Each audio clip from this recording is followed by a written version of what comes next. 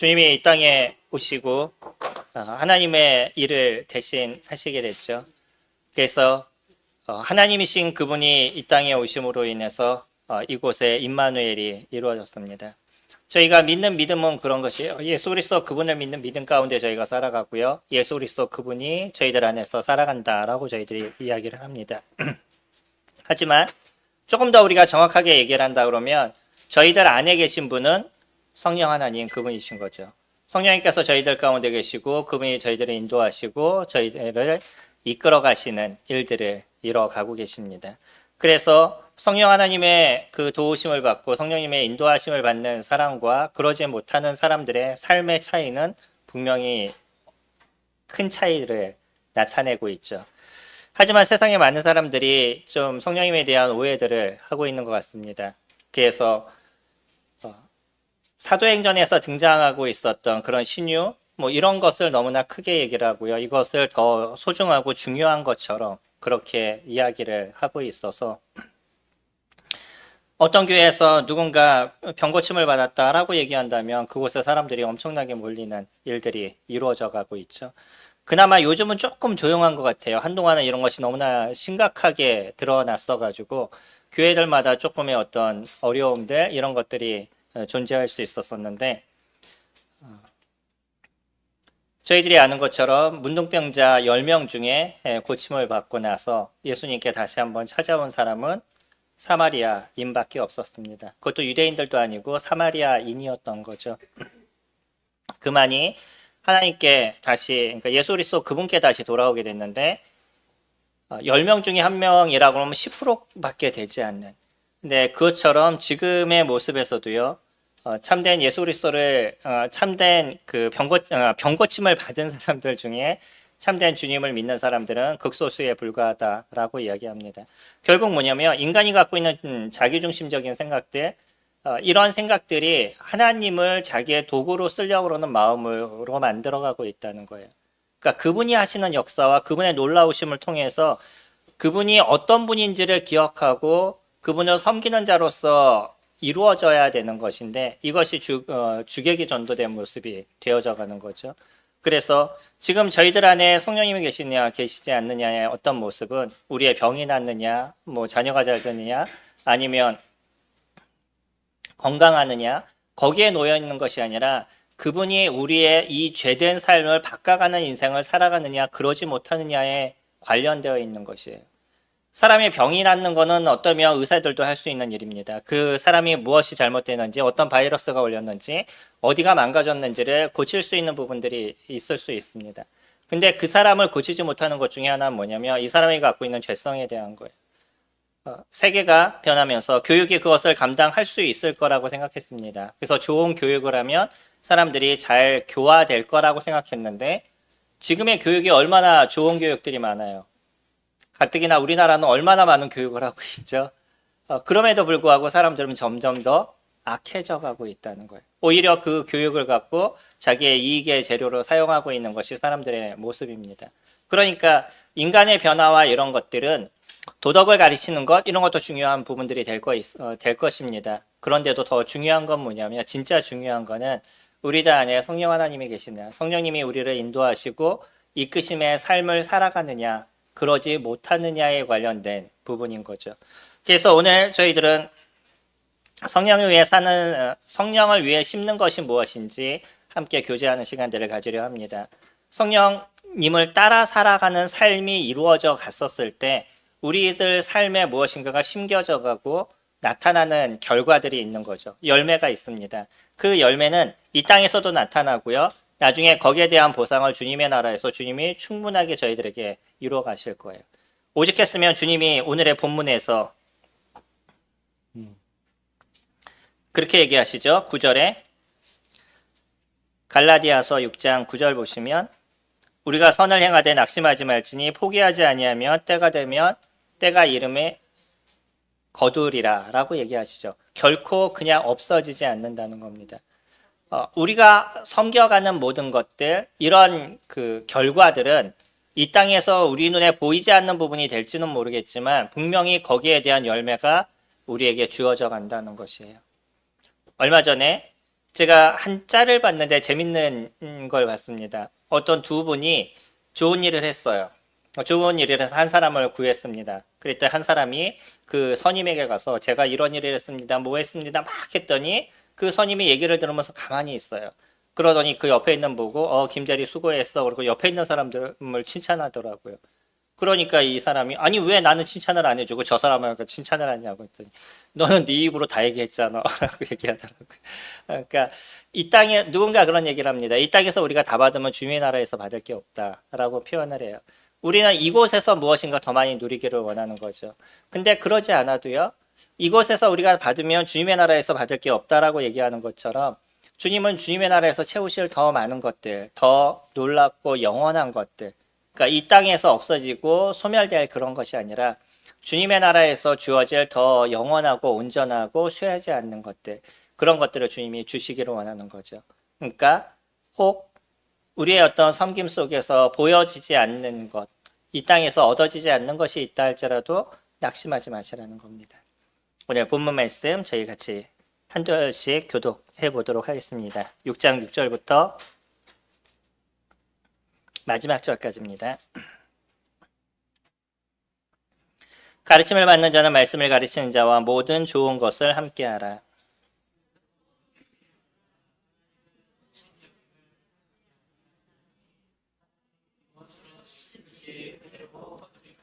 자기의 육체를 위하여 심는 자는 육체로부터 썩어질 것을 거두고 성령을 위하여 심는 자는 성령으로부터 영생을 거두리라.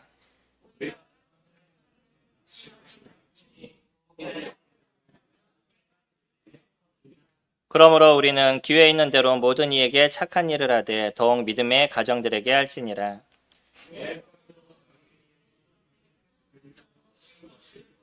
무릇 육체의 모양을 내려 하는 자들이 억지로 너희에게 할례를 받게 함은 그들이 그리스도의 십자가로 말미암아 박해를 면하려 함이니라 할 뿐이라.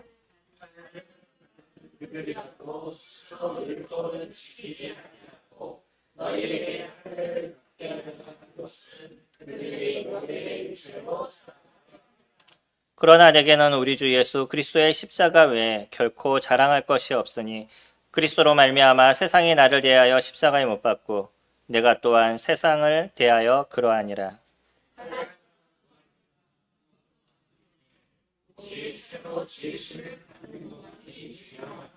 무릇 이 규례를 행하는 자에게와 하나님의 이스라엘에게 평강과 긍휼이 있을지어다.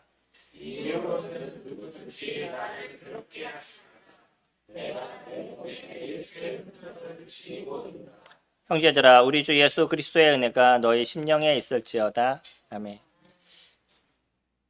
바울은 이제 마지막 그 갈라디아서를 적어주고 있습니다. 그러면서 왜 너희들이 행위가 아니라 은혜를 통해서 구원을 얻었는지, 너희들이 왜 할례를 받는 것이 그렇게 중요하지 않는지 그것에 대해서 쭉 설명을 해주고 있어요.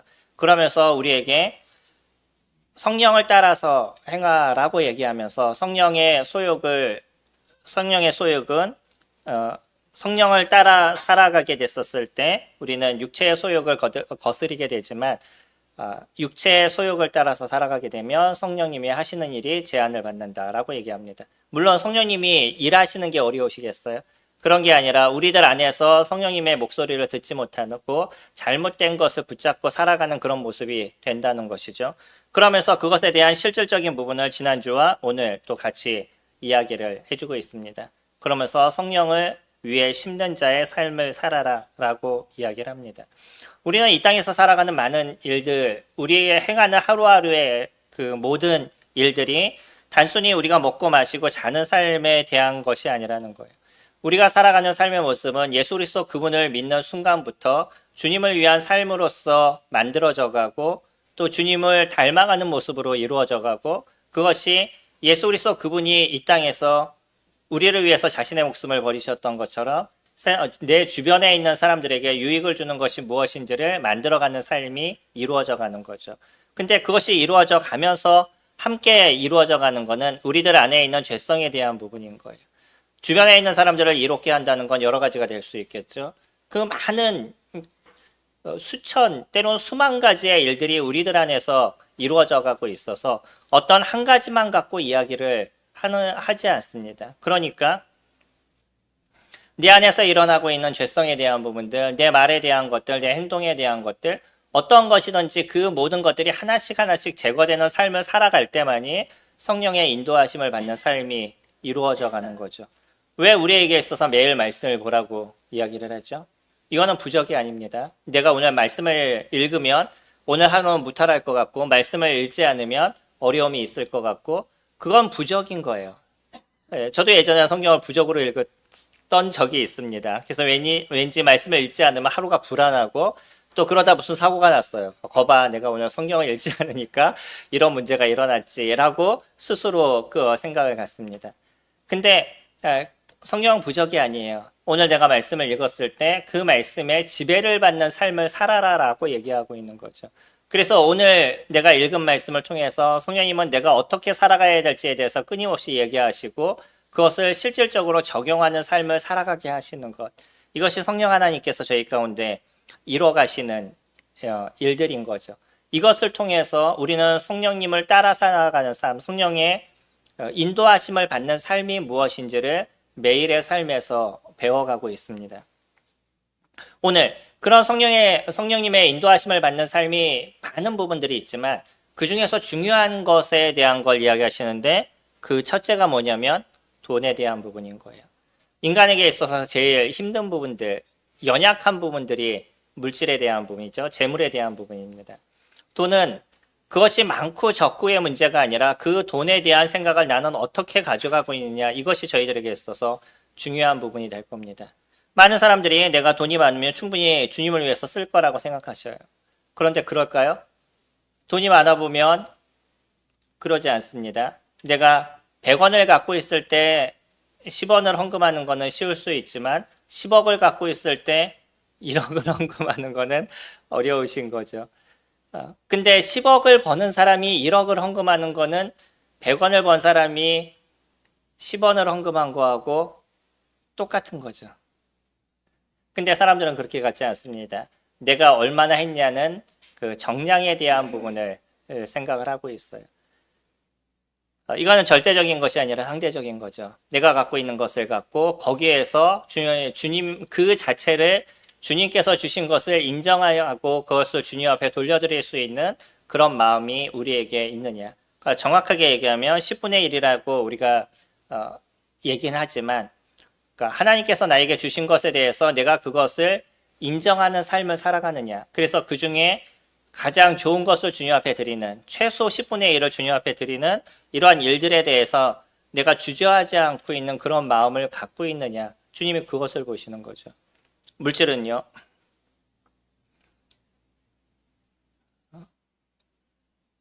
많고 적고의 문제가 아니라 그것을 어떻게 사용하느냐의 부분이 됩니다. 적은 금액을 갖고서도 그 적은 것을 잘 사용해 나갈 수 있어요. 근데 많은 것을 갖고도 많은 것을 잘 사용해 나가시는 분은 주님께서 그거를 갖고 그 주님의 일을 할 수 있도록 도와주시는 거죠. 돈을 잘 버는 사람들, 크리스찬 중에 돈을 잘 버는 사람들의 특징은 그분이 그 돈을 갖고 주님 앞에 잘 쓰시는 분이신 거예요. 우리 주변에도 그런 분들이 상당히 많이 있습니다. 근데 의외로요, 사람이 돈을 갖고 있으면 돈을 갖고 권력으로 생각해요. 내가 교회 가운데 헌금을 많이 하는 상황이 되면 내 입김도 세지는 문제들이 발생하게 됩니다. 돈의 권력이 되어져 가요. 그래서 물질적인 것이 왜 지금 주님이 이 성령의 심는 삶을 살아갈 때 이 물질적인 것을 저희들에게 얘기하시냐면 돈이 권력이기 때문인 거예요. 우리는 이것을 매일마다 뉴스를 통해서 보고 있지 않나요? 많은 것들이 종교와 관련돼서 일을 이뤄가고 그들에게 어떤 후원을 받고 이게 돈이 전달되게 되면 그 다음부터는 그들을 위해서 무엇인가를 해줘야 되잖아요. 그게 권력인 겁니다. 돈이 무서운 거예요. 그렇기 때문에 물질을 어떻게 쓰느냐, 이거는 우리에게 상당히 중요하고 소중한 부분을 갖고 있습니다. 여기에서 조금 자유로운 삶을 사는 것이 그리스도인들인 거예요. 그래서 이 자유를 만들어가는 게 저희가 갖고 있는 교회의 모습이기도 한 거죠. 성령님들이 자유롭게 주님 앞에 드리게 하기 위해서 저희들은 헌금통을 뒤에다 놓고 있습니다. 얼마든지 돌릴 수도 있어요. 그렇게 했었을 때 교회 재정은 더 좋아질 수 있어요. 근데 교회 재정이 좋아지는 게 무슨 의미가 있죠? 성도님들 스스로가 내가 작정하고 주님 앞에 마음을 드리고자 하는 심령을 갖는 모습과 그러지 않는 모습은 엄청난 차이를 갖고 있다는 거예요. 최소 저희 성도님들은 그렇게 내 스스로가 결정된 주님 앞에 드리는 그러한 인생이 되기를 원하시는 거죠. 그랬었을 때 내가 하나님과의 관계가 어려워지지 않아요. 물질에 대한 부분에서 자유롭지 못한 사람들은 주님과의 관계가 완전해지지 않습니다. 이건 첫 번째 부분이에요. 오직했으면 주님이 뭐라고 얘기하냐면 돈을 사랑하지 말아라. 돈은 일만 악의 뿌리다 라고 얘기를 해요. 엄청난 문제가 있다는 거죠. 그렇기 때문에 여기서 조금 더 자유로워질 수 있는 것.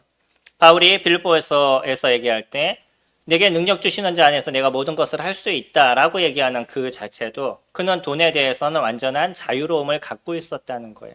돈이 없어요? 그럼 내가 일하면 돼요. 그리고 다른 성도들의 어떤 연보를 통해서 나에게 돈이 좀 더 풍성해졌어요? 그럼 모든 시간을 주님 앞에 드릴 수 있는, 복음을 위해서 모든 시간을 사용할 수 있는 그런 마음, 그럴 수 있다는 거죠. 그래서 있는 거나 없는 거나 그는 여전히 주님을 위해서 사용할 수 있는 그 구애를 받지 않는, 돈의 구애를 받지 않는 그런 삶을 그가 살아갔다라고 얘기하는 거죠. 그러면서 그 이야기는요, 우리에게도 동일하게 적용이 되는 거예요. 우리 모두에게서는요, 주님이 능력 주시는 자 안에서 모든 것을 할 수 있다라고 얘기한 것처럼 적으면 적은 대로 저희들이 쓸 수가 있습니다. 성도님들 아시잖아요. 교회 재정이 예전에 진짜 어려웠었을 때. 그때도 교회는 운영이 됐어요. 어떻게 운영이 됐죠? 할 수 있는 방법을 찾는 거예요. 그리고 주님께서 도우심을 구하는 것뿐만 아니라 성도님들의 삶이 어려워서 연보가 적다. 그러면 그 적은 걸 갖고 교회가 사용할 수 있는 방법을 찾아야죠. 그래서 모든 것을 멀티탭으로 다 바꾸고 전기를 끌 수 있으면 주중에 무조건 다 꺼놓고 사용될 수 있는 어떤 것도 차단을 시키고 그러면서 전기세를 줄여가는 거예요. 줄일 수 있는 모든 것들은 다 줄여가는 거죠. 그렇게 해왔던 것이 지금까지 그냥 연결이 되고 있어요. 그러니까 지금은 풍성해도 우리는 예전에 부족했었을 때 절약했던 부분들을 맞춰가서 같이 절약을 하고요. 써야 될 땐 정확하게 써가는 거죠. 쓸 때 안 쓰는 건 이건 더 문제잖아요. 우리가 뭐 돈을 모으기 위해서 교회를 섬기는 것도 아니고요.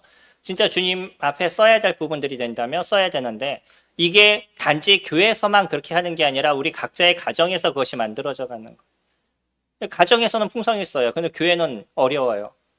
그렇다고 그러면 뭔가 문제가 있는 거 아닐까요? 성도들은 풍성하게 가정에서 할 거 다 하는데 교회 와서는 줄여야 된다라고 얘기를 해요. 이건 문제가 있는 거죠. 이런 부분에 있어서 주님이 저희들에게 얘기하시는 겁니다. 물질적인 부분에 있어서 그것을 바르게 심을 수 있는 것. 너의 돈을 어떻게 쓸 거야? 그럼 어디다 사용할 거야? 라고 지금 저희들에게 던져주고 있는 거죠. 1절에 가르침을 받는 자는 말씀을 가르치는 자와 모든 좋은 것을 함께하라. 교회는요. 가르침에 대한 부분들은 진짜 중요한 부분을 가지고 있습니다. 성도님들의 삶에 엄청난 영향을 미치는 거예요. 어떤 것을 배우느냐에 따라서 그 사람의 모습이 달라져 가게 되어 있어요. 근데 바르게 성경을 배우실 수 있으면 성도님들이 그 안에서 살아갈 수 있는 기회들이 많이 있으신 거죠. 잘못된 것을 배우시면요. 그냥 그렇게 잘못되게 살아가게 되어져 있는 거예요. 제가 예전에 메시지를 전하시는 분들이 그런 얘기를 많이 들었어요. 말씀을 전할 때는 아무것도 없이 성경만 갖고 말씀을 전해야 된다. 그래서 이 태블릿 PC 갖고 들어오면 이건 문제가 있는 거다라고 얘기 들었어요. 아, 그런가 보다 그러고 그렇게 살았습니다. 저는 그렇게 배웠으니까. 근데 시간이 지나서 생각해 보니까요. 한번 선생님들 생각해 보세요. 집에서 일주일을 고민하면서 정리를 잘 해가지고 와서 얘기하는 것과 그냥 생각만 하고 와가지고 이 자리에서 생각나는 대로 얘기하는 것과 어떤 게 더 나으셔요? 이거를 갖다 성령님의 인도하심이라고 우리는 잘못되게 배웠던 거예요. 왜? 그러면 일주일 동안 고민하고 정리하는 시간들은 성령님이 안 도우시나요? 이런 것들이 더 정확하지 않나요? 그러니까 그렇게 정리하는 사람은 한마디 말을 하더라도 어떤 단어를 쓸지에 대해서도 고민하게 되는 거예요. 좋은 단어와 안 좋은 단어를 구분하게 되는 거예요. 집에서 정리를 하다 보면 글을 쓰다 보면요. 이 글 속에서 내가 어떻게 말해야 되는지, 어떤 그 어순을 얘기해야 되는지, 또 어떤 단어를 써야 되는지도 끊임없이 고민하게 됩니다. 그러면서 교제를 하게 되는 거예요. 어떤 결혼하시죠? 배움의 차이가 이렇게 문제가 되는 거예요. 저희는 그렇게 외워서 예전에 그것이 옳다라고 생각했습니다. 근데 아직도 다른 교회가 보니까 여전히 동일한 얘기를 하는 분 이야기를 제가 어저께도 들었어요. 가르침은 그렇게 중요합니다. 그래서 교회에서 잘 가르치시는 분이 계속적으로 등장해야 돼요. 그리고 그런 사람들이 계속적으로 나와야 됩니다. 성도님들이 계속 기도하셔요. 지금도 교회 말씀을 위해서 준비하는 여러 형제님들이 계시고 또 부서를 담당하시고 계시는 그런 자매님들이 계시는데 이런 분들이 그런 준비들을 잘하고 바르게 가르칠 수 있도록 기도하셔야 되는 거예요. 이게 우리가 해야 될 역할인 거죠. 성령을 위해서 심는다. 그들에게 좋은 것을 같이 한다라고 얘기하는 것은 내가 그분들이 바른 메시지를 전할 수 있도록 기도하는 마음이 있는 걸 얘기를 해요. 또 그들에게 필요가 있다면 섬기는 일들도 같이 있어야 되는 거죠. 교회 일꾼이요 맨날 굶어요. 그러면 좋은 메시지가 나오겠어요? 나는 집에서 충분히 먹고 마시고 놀고 쉬고 다 하는데 일꾼은 그러지 못해요. 그러면 충분한 메시지가 나오겠어요? 이런 부분에 있어서 어렵지만 저도 얘기할 수밖에 없는 거는 앞으로도 어떤 일꾼이 교회 가운데 세워지게 될 겁니다. 그리고 일꾼뿐만 아니라 가르침의 일들을 이뤄가는 여러 교사들이 생겨날 거예요. 그럼 그런 교사들은요, 그 메시지 한 번을 전하기 위해서 얼마나 많은 시간들을 투자하시는지 아시나요? 처음 메시지 전할 땐 1시간 메시지 전하기 위해서 한 달을 고민을 해요. 그리고 나서 끝나고 나면요, 허탈해요. 사실 아시나요? 한 달을 나는 고민하고 아무것도 못하고 그 일에 매달렸는데 잠깐 끝나고 지나갔는데 그냥 1시간이면 끝나잖아요. 그럼 허탈해요. 내가 이것을 위해서 이만한 시간들을 투자해야 되나? 이런 고민을 할 때도 있습니다. 근데 그것이 그 사람을 키워주는 거예요. 나중에는 점점 시간이 좀 줄어들기도 하고 그 시간 동안에 더 많은 것들을 내가 습득하게 되니까 그만큼 전하는 데 있어서의 힘들이 생기는 거죠. 어떨 때는 한 구절에 대한 것을 바르게 해석하기 위해서 너무나 많은 책들을 펴놓고 어떤 분들은 어떻게 분별했는지에 대해서 계속 고민하고 생각하는 시간들, 이런 시간들을 가져야 되는 거예요. 그러니까 가르치는다는 것이 그냥 내가 하고 싶은 얘기를 올라와서 하고 그러는 게 가르침이 아닌 거죠. 그 가르침 하나를 하기 위해서 많은 시간들을 투자하는 거예요. 성도님들이 나가서 돈을 벌기 위해서 많은 시간을 투자하시고 그것이 힘드신 일이잖아요. 그래서 뭐라고 얘기하냐면 오죽하면은 사람들 얘기에 피 같은 돈이라고 얘기를 하겠어요. 그걸 벌기 위해서 얼마나 내 삶을 갈아 넣어야 돼요. 한 달을 일해서 월급 받기 위해서. 그만큼 힘든 게 물질을 버는 거잖아요. 손님들이 그런 일을 하실 때 말씀을 전하는 사람들은 자기 시간을 쪼개고 그러면서 말씀을 연구하고 살피고 이런 시간들을 가지시는 거예요. 그러니까 그분들을 위해서 당연히 함께 나누는 것, 그분들의 어려움이 있다면 가르치는 자들에게 어려움이 있다면 물질을 나누시는 것들, 그들을 돕는 것들, 이건 당연히 하셔야 될 그런 일들인 거죠. 앞으로 교회가 조금 더 좋아지고 그러기 위해서 젊은 형제자매님들이 많이 일어나야 되는데 그들이 그런 일에 전심할 수 있도록 선생님들의 마음을 잘 가져주셔야 돼요. 저희 교회는 이런 얘기를 하기가 조금 어려운 어떤 분위기를 오랫동안 가져왔어서 잘못된 얘기를 하게 되면 또 뭐가 부족한가 보다 뭐 이런 생각을 가질 수도 있어요. 아시죠? 제가 그런 마음으로 말씀드리지 않는다는 것. 최소 앞으로 세워지는 것. 여전히 저는 말씀드리지만 제가 살아가는 데 있어서는 저는 하나님 앞에 받아서 살아가는 삶을 오랫동안 살아왔어서 그런 것이 교회에 어떤 도움이 있고 없고에 대한 문제와 저는 상관이 없습니다. 그거를 배워왔어요.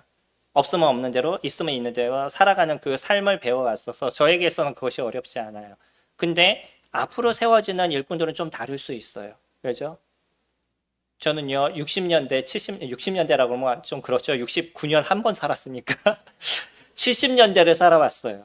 그 70년대 어려운 시간을 통과해 왔었고요. 군을 얘기를 해도 군에서 맞으면서 얼차례 받으면서 그렇게 살아왔어요. 그러니까 그런 어려움을 겪어왔었기 때문에 지금도 그런 어려움에 대한 거는 그렇게 문제가 되지 않아요. 근데 지금의 시대는 다른 거예요. 지금 시대의 형제자매들은 그런 어려움을 겪으면서 살았던 사람들이 아니에요. 그러다 보니까 삶에 어떤 어려움들이 있었을 때는 그것이 더 크고 힘들게 다가올 수 있다는 거예요. 우린 같이 나누는 삶을 사셔야 됩니다. 그리고 그들에게 있어서 그들도 나가서 돈을 벌어도 되는데 그 시간에 말씀을 위해서 수고하는 거잖아요. 그거는 당연히 나눠야 될 것이 아니겠어요? 이런 걸 잘 만들어가면 교회는 더 아름다움의 부분을 이뤄갈 수 있습니다.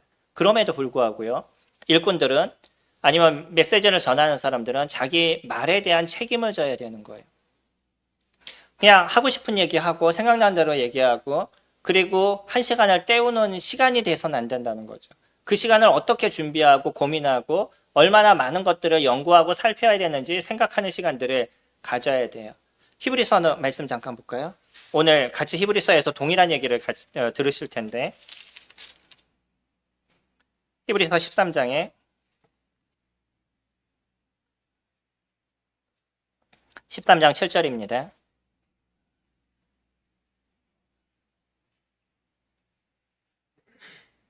하나님의 말씀을 너희에게 일러주고 너희를 인도하던 자들을 생각하며 그들의 행실과 결말을 주의하여 보고 그들의 믿음을 본받아라. 여기에는 무서운 얘기가 있습니다.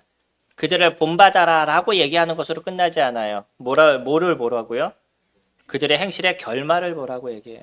그러니까 말씀을 전하는 사람들은요, 말만 하는 것으로 끝나는 게 아닌 거예요. 그 사람의 행동이 어떠느냐에 따라서 사람들은 영향을 받게 되어져 있다는 거죠. 메시지를 전하는 사람들이 말은 하는데 거기에 대한 행동이 자기는 나오지 않아요. 열심히 교회를 섬겨야 된다라고 얘기하면서 본인은 섬기지 않아요. 열심히 주님 앞에 드리는 삶을 살아야 된다라고 얘기하는데 본인은 드리지 않아요. 우리의 죄를 버려야 된다라고 얘기하는데 그의 말에는 독성이 있어요. 그럼 누가 그 얘기를 따라간다는 거예요? 그러니까 말씀을 전한다는 건 하나로 끝나지 않습니다. 그 삶을 스스로 조정해야 되고 바꿔가야 돼요. 그리고 또 그거는 누구도 해나가시냐면 하나님도 해나가시고요. 특히 성도님들이 기도하시죠. 메시지를 전하는 분들이 온전한 모습이 됐습니다 라고 얘기하면 하나님이 가만히 냅두시겠어요? 그 사람을 바꾸려고 노력하시죠. 그러니까 많은 어려움의 시간들도 통과하는 거예요. 오죽했으면 야고보는요, 너희가 애써 교사가 되지 말라라고 얘기하죠. 교사들이 교사로서의 역할을 하지 않으면서 교사를 하려는 사람들이 많다 보니까 그런 얘기를 하는 거예요. 그리고 교사라는 자체는 단순하게 전하는 것으로 끝나는 것이 아니라 그의 삶의 모든 것을 조정해 나가야 되기 때문에 그것이 쉽지 않다는 거죠. 하지만 여전히 우리는 그 일을 위해서 마음을 두셔야 돼요. 특히 형제들은요. 형제들은 이 일을 소망하는 마음이 있어야 됩니다. 그리고 나서 내 은사가 이러한 교사의 은사고 가르침의 은사라고 그러면 거기에 전념하실 수 있는 부분들을 가지셔야 되는 거죠. 포기하는 많은 사람들은, 능력이 있지만 포기하는 많은 사람들은 그 길이 결코 쉽지 않다는 것을 배워가기 때문인 거예요. 결코 쉽지는 않습니다. 하지만 그거는 영광이 있는 거예요. 그 밑에 보시면 17절에 너희를 인도하는 자들에게 순종하고 복종하라. 그들은 너희 영혼을 위하여 경성하기를 자신이 청산할 자인 것 같이 하느니라. 이것이 인도자들이 가져야 될 생각인 거죠. 단지 복종하고 순종하라 이렇게 얘기하지 않아요. 거기에는 숨겨져 있는 것이 있습니다. 인도자는요, 내가 섬기는 양들이 바르게 가도록 고민하고 기도하고 마음을 쓰고 수고하고 섬기고 이와 같은 일들을 이뤄가야 되는 거예요. 그리고 나중에 하나님 앞에서 네가 그 사람들을 어떻게 인도했느니라는 청산을 받게 될 겁니다. 이거는 그냥 심령으로만 마음이 있는 게 아니라 진짜 하나님께서 얘기하실 거예요. 내가 너를 그 자리에 놨는데 너는 그렇게 했니? 라고 우리에게 질문하시는 그런 시간들이 저희들에게 있을 거예요. 그래서 인도자들은 항상 그런 마음이 필요한 거예요. 모든 영혼들이, 모든 섬기는 분들이 내가 청산해야 될 것처럼 생각하면서 그 하나하나를 돕고 위에서 기도하고 마음을 쓰고 이럴 수 있는 심령들을 가져야 된다는 거죠. 누구든지 인도자는 될 수 있습니다. 그러나 인도자다운 인도자는 많지 않을 수 있어요. 인도자들은 이것을 기억해야 되고요. 가르치기를 원하는 사람들은 이런 마음의 중심을 갖고선 가르침의 일들을 이뤄가야 되는 거죠. 그리고 성도님들은요, 다시 갈라디아서로 돌아가서 말씀을 가르치는 자와 모든 좋은 것을 함께 하시는 것. 이건 모든 것이 포함되어 있지만 특히 물질적인 것을 이야기하고 있습니다. 그런 부분에 있어서 함께 하시고 마음을 같이 쓰시는 부분들이 되셔야 될 거예요. 하지만 특히 조심하셔야 될 것이 있습니다. 그거는 뭐냐면 개인적으로 주지 마세요. 이건 사람에게 있어서 독이 될 수 있습니다. 어려워져요, 마음이. 저희는 교회가 좋은 게 있잖아요. 저희는 무기명 헌금을 하고 있습니다. 그 무기명은 내가 무기명으로 무엇인가 누군가 저에게 헌금을 하게 되면 모든 성도에 대한 감사한 마음이 있어요. 누군지 모르니까. 근데 한 사람을 내가 알게 되면 자꾸 마음에 고민하게 되는 거죠. 아까 말씀드렸죠. 돈은 권력이 될 수 있어요. 그렇기 때문에 다른 성도를 위해서 도우실 때, 그게 누구든 다른 성도를 위해서 도우실 때 무기명으로 사용하셔요. 그랬었을 때 교회가 편안해지고 우리는 서로가 함께 돕고, 그리고 이런 돕는 것에 대해서 기억을 누가 하실 것이냐면 주님께서 하실 거예요.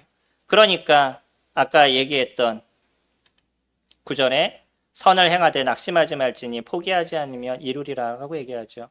그런 선을 행하다 보면 낙심이 될 때가 있잖아요. 난 열심히 저 사람을 섬겼는데 저 사람은 나에 대해서 때로는 상처되는 얘기도 해요.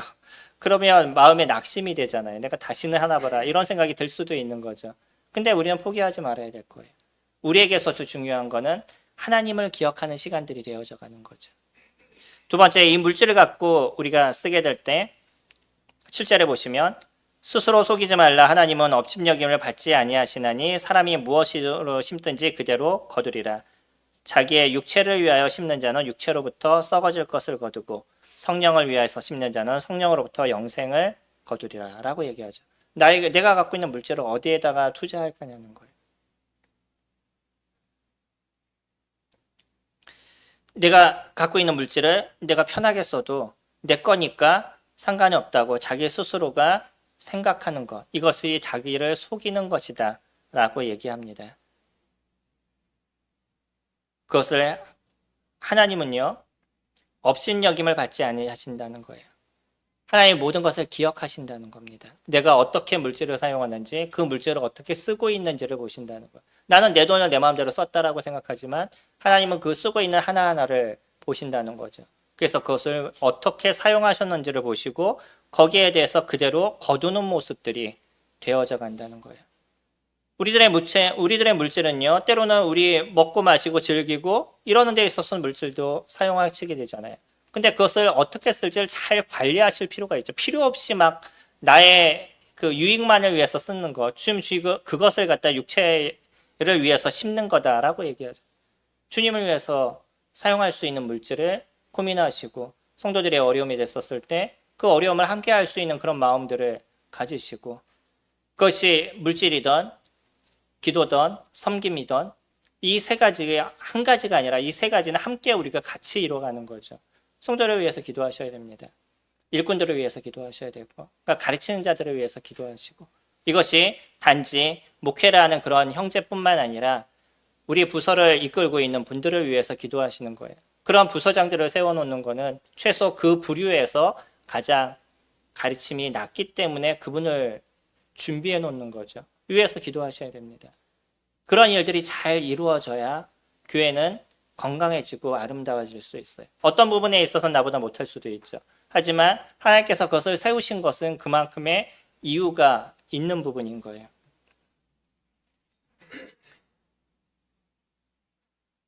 그래서 10절에 그러므로 우리는 기회 있는 대로 모든 이에게 착한 일을 하되 더욱 믿음의 가정에게 할지다 라고 얘기하죠.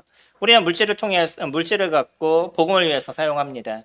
믿지 않는 사람들을 위해서 잘 사용해야 되고요. 저도 우선으로 믿지 않는 사람을 위해서 잘 사용할 것을 마음에 갖고 있어요. 그래서 그분들을 위해서 쓰는 것에 대해서는 어떤 부분이 됐든 두려워하지 않고 사용하는 부분들이 있습니다. 근데 더 중요한 거는요, 믿음의 가정을 위해서 더 마음을 쓰셔야 된다는 거예요. 아시죠? 믿음의 가정이고 혼자 나오시는 분은 신경을 쓰지 말라 이런 얘기 아닌 거 아시죠? 믿는 사람들을 위해서 함께 수고하는 부분들이 되셔야 된다는 거예요. 그런 거죠. 우리 집 아이들은 굶고 있는데 옆집 아이가 굶는다고 그 아이를 챙겨준다 그러면 나는 좋은 일을 했는지 모르지만 우리 아이들은 어떻게 했어요? 마음에 상처가 되지 않겠어요? 우리 아이들을 최소한의 도와야 될 선을 잘 도우면서 다른 사람들을 섬겨야 되는 거잖아요. 마찬가지로 저희 성도님들을 잘 섬기고 성도님들을 잘 돕고 살피는 것, 이것이 먼저가 되셔야 된다는 것. 그리고 나서 우리는 복음을 위해서 또 주변에 있는 누군가를 위해서 함께 섬기는 일들을 이뤄가야 됩니다. 저희들의 물질이 그렇게 사용되게 되면 주님이 그 하나하나를 보시고 주님께서 기뻐하시는 거예요. 제가 너무나 감사가 됐던 거는요. 어느 날 아주 저는 전혀 모르는 곳에서 전화가 왔어요. 전혀 모르는 곳이 아니죠. 저를 아시는 분인 것 같아요. 근데 전화가 왔어요. 그랬더니 그냥 통장번호 좀 알려주세요. 그러고 일구형제님이 전화를 했어요. 그래서 왜 그러시죠? 그랬더니 누군가 그 교회에서 저를 위해서 무기명 헌금을 하셨대요. 많은 액수는 아닙니다. 근데 감사가 됐던 거는 그렇게까지도 주님 채우시는구나 라는 감사가 있었습니다. 그분의 입장에서 어떤 마음이 드셨는지는 모르지만 나눠야 된다는 생각이 되시니까 그와 같은 일들을 이뤄가시는 거죠. 이게 우리 교회가 갖고 있는 아름다움에 대한 모습입니다. 나를 드러내지 않고 누군지 알지도 못하는데 필요하다라고 생각하면 내가 먹을 것 좀 줄이고 마실 것 좀 줄이고 내가 놀 것 좀 줄이고 그러면서 그것을 행할 수 있는 것. 이것이 우리가 갖고 있는 아름다움의 부분인 거죠. 그래서 끊임없이 선을 행하는 그러한 삶을 살아가는 게 성령으로 인해서 심는 삶입니다. 우리는 성령의 인도하심을 받는 삶을 살아야 돼요. 그 성령의 인도하심은 결코 하나님의 말씀을 벗어나지 않습니다. 예수 그리스도 그분도 저희들에게 그렇게 얘기하셨죠. 뭐라고 얘기하셨냐면 하나님, 나는 자의적으로 얘기하지 않는다. 아버지께서 나에게 얘기하신 안에서 난 얘기를 한다라고 얘기하셔요.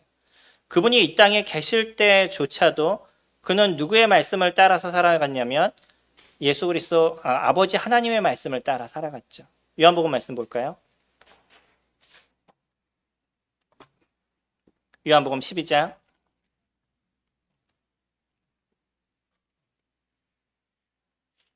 49절입니다.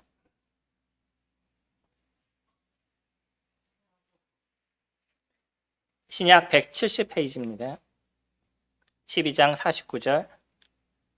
내가 내 자의로 말한 것이 아니요 나를 보내신 아버지께서 내게 말한 것과 이룰 것을 친히 명령하여 주셨으니.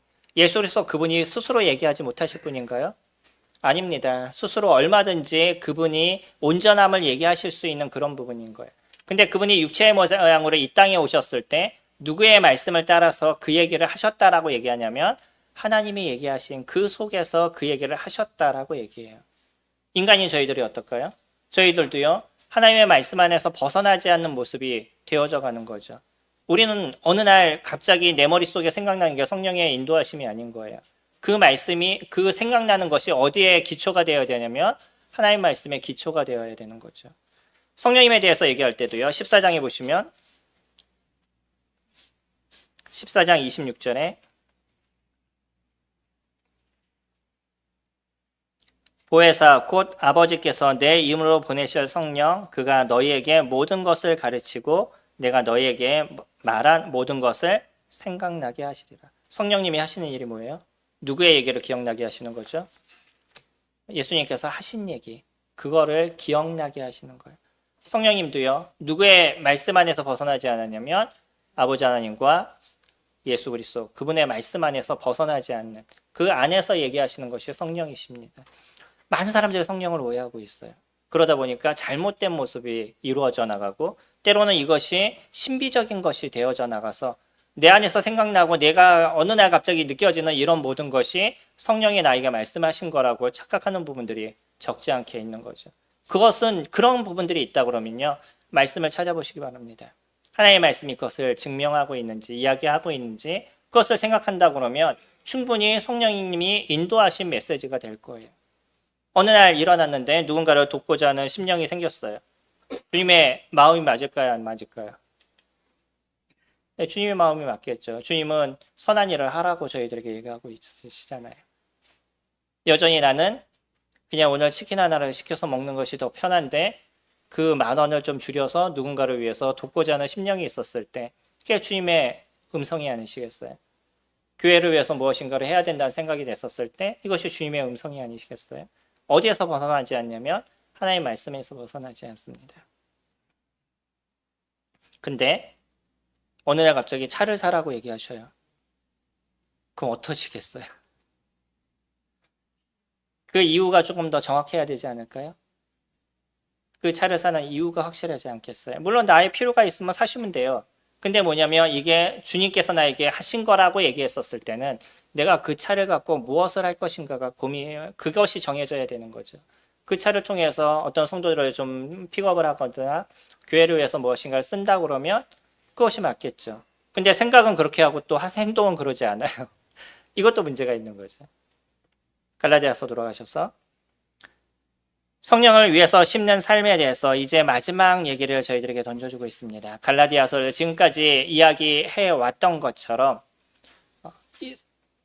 갈라디아 성도들이 성령을 위하여 심는 그런 삶에 대한 부분들은 그의 삶의 중심이 예수 그리스도 그분이시냐라는 것이에요. 12절에 무릇 육체의 모양을 내려 하는 자들이 억지로 너희에게 할례를 받게 하면 그들이 그리스도의 십자가로 말미암아 박해를 면하려 할 뿐이니라 라고 얘기하죠. 유대인들은요, 할례를 받지 않으면 개와 돼지로 여겼습니다. 그래서 그리스도인이라 할지라도 할례를 받고 나면 이들에게 있어서의 핍박에서 벗어날 수 있는 부분이 되는 거죠. 어떤 걸 행하느냐는 잘 보이지 않지만 최소 뭐냐면 그 몸에 나타난 것은 정확하잖아요. 그럼 할례를 행했냐 안 했냐를 보면 이 사람이 율법을 지키느냐 지키지 않느냐가 처음부터 보이는 거죠. 그러면 이런 박해를 피하기 위해서는 할례를 행하면 문제가 되지 않아요. 바울은 그런 얘기하고 있습니다. 너희가 그런 행동을 하는 것은 단지 박해를 면하기 위함인 거지 진짜 하나님 말씀에 순종하려는 그런 마음이 있는 것이 아니다라고 얘기하죠. 그리고 더 무서운 건 뭐냐면 자꾸 이런 것들이 추가가 되면 하나님의 복음이 희석이 돼버리는 거예요. 진짜 예수 그리스도 그분을 믿는 믿음 하나, 그리스도 그분이 어떤 분인지를 저희들이 알고 그분의 놀라우심을 통해서 그 은혜 가운데 살아가는 그 하나면 되는데 그게 아니라 어떤 행위가 포함이 되어야 되는 거죠. 그래야지 구원이라고 얘기하면 사람들은요 그리스도만으로 부족하다라는 것을 인정하는 모습들이 되어져 가는 거예요. 바울은 그래서 이걸 아주 강력하게 얘기하고 있습니다. 너희들이 할례를 행하는 것이 중요한 것이 아니야. 그러나 할례나 무할례나 이 자체가 다 아무것도 아니다라고 얘기합니다. 15절에 할례나 무할례가 아무것도 아니로되 오직 새로 지으심을 받은 것만이 중요하다라고 얘기하죠. 겉모양은 중요하지 않다는 거예요. 그 내면 가운데 예수 그리스도를 믿는 믿음, 그래서 새롭게 만들어진 성령 하나님을 통해서 새로워진 그런 것만이 우리에게 있어서 중요한 것이지 그런 겉모양에 대한 것은 중요하지 않다라고 얘기합니다. 그러면서 바울은요 14절에 그러나 내게는 우리 주 예수 그리스도의 십자가 외에 결코 자랑할 것이 없으니 그리스도로 말미암아 세상이 나를 대하여 십자가에 못 박고 내가 또한 세상에 대하여 그러하다. 세상은요 바울을 이상한 사람 취급했어요. 그러다 보니까 세상은 자꾸 바울을 고통스럽게 만들고 고난을 주고 어려움을 주는 모습이 됐습니다. 그래서 세상은요 바울을 십자가에 못 박았다라고 얘기를 해요. 근데 바울 스스로는 또 어떻다라고 생각하죠? 난 내가 세상을 십자가에 못 박은 거야 라고 얘기를 합니다.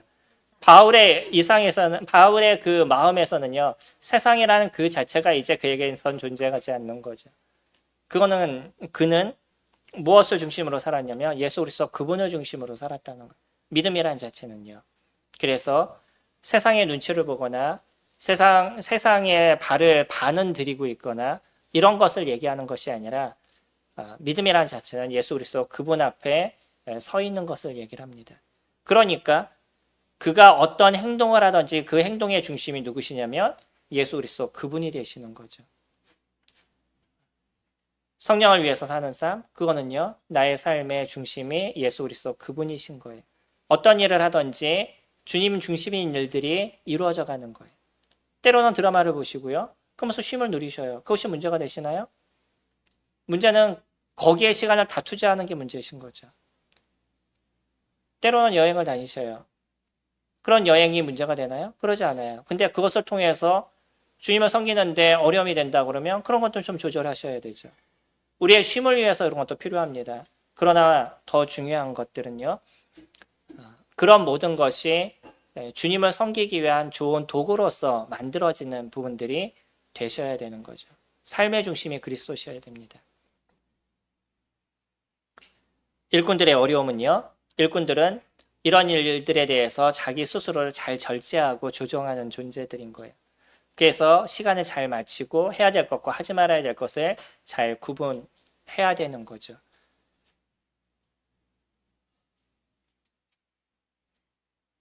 마지막으로 바울은요.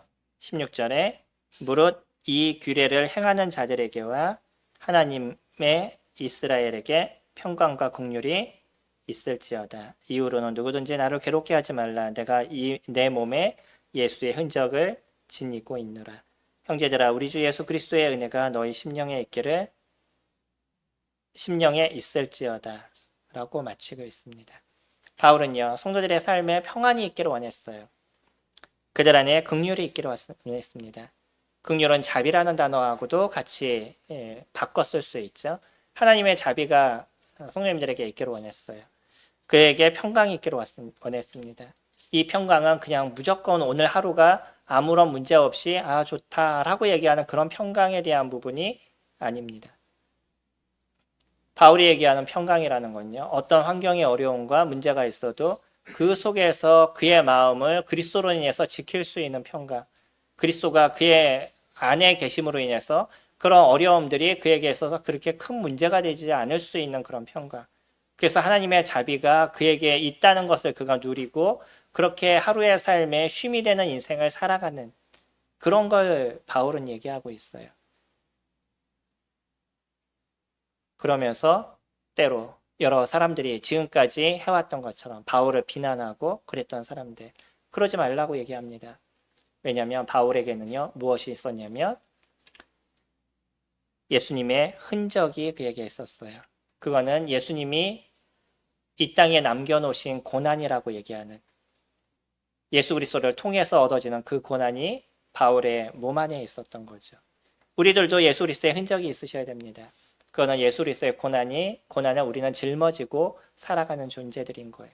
하지만 확실한 것은 뭐냐면 주님께서 우리 가운데 평안을 인도하시고 긍휼하심을 저희들에게 주시는 일들을 매일의 삶에서 이루어 주시는 거죠.